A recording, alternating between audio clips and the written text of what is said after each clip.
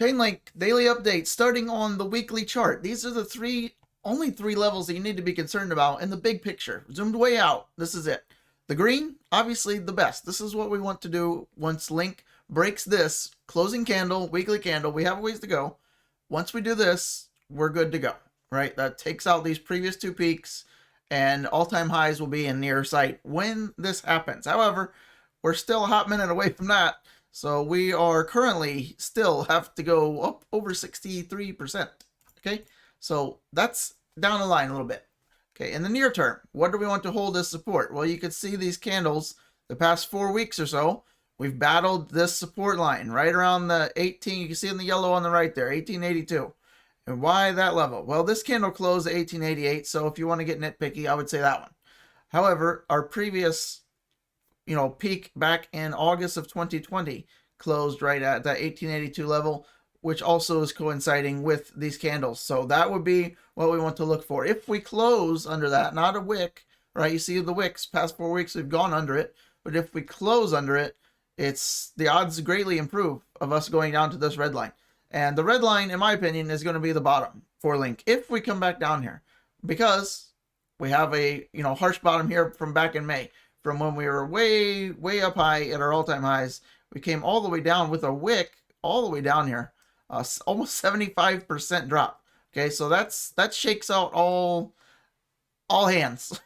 Even some diamond ones got cracked there. So let's have some confidence in this level. I do believe this will hold. Macro term, if we come down here, we could get a brief wick down, right?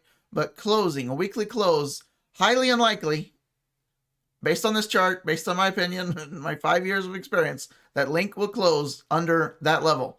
That closed right here at 1547. So bank on it. Not financial advice.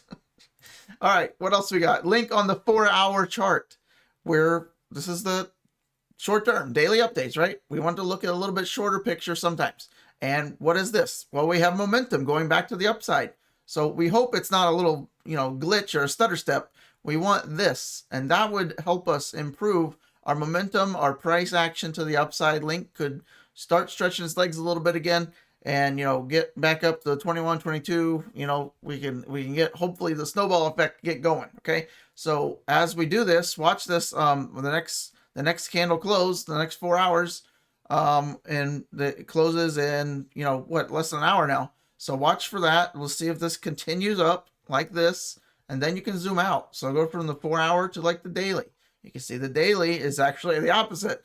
We're actually losing momentum. So hopefully the 4-hour can kind of stutter step us and get a bounce here. Kind of if you zoom out a little bit on the daily, you can see this kind of 45 to 50 level tends to be kind of a turnaround little point, kind of a hesitation zone, if you will, on the daily chart for the momentum. So see these peaks that turn around right in here. These peaks turn around back to the upside. So hopefully we get a little bounce here on the daily chart. So watch that.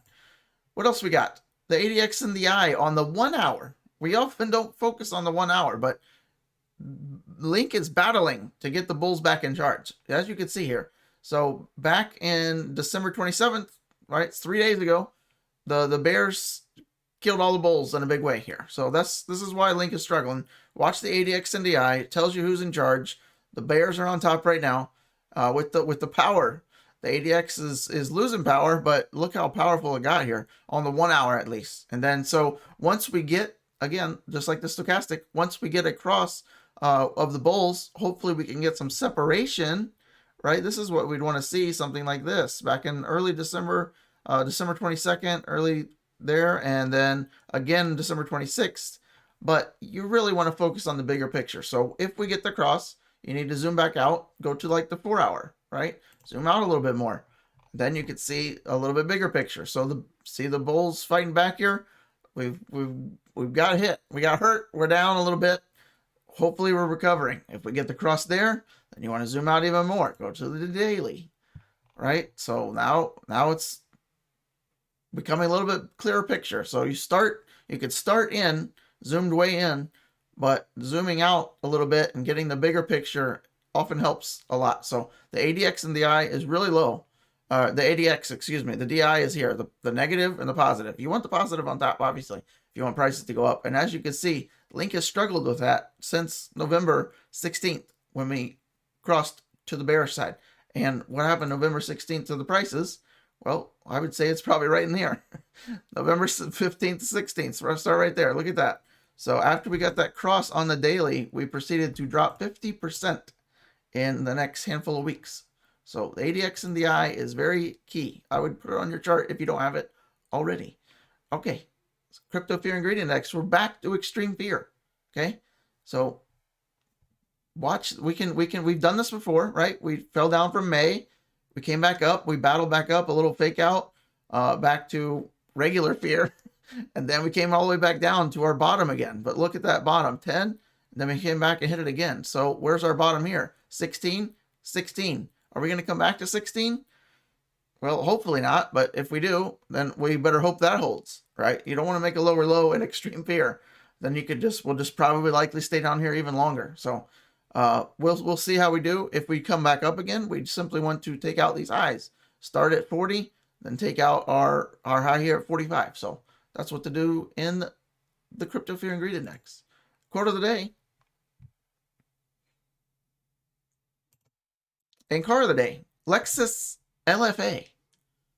If you're not familiar, one of the absolute rarest Lexus on the planet ever made. Hard to find. If you do, you're going to pay a pretty penny. But pretty awesome looking. Look at that exhaust. If you've never heard one of these start, probably the best sounding factory car, minus like a V12 Lamborghini or something. Best sounding production car ever. Amazing. Lexus LFA. All right. That's it. Link daily update. I'll see you on the next one. If you want more help, free Telegram. Link below. 100% free. If you want more help than that, tips and tricks, that's what Patreon's for. I'll see you in there.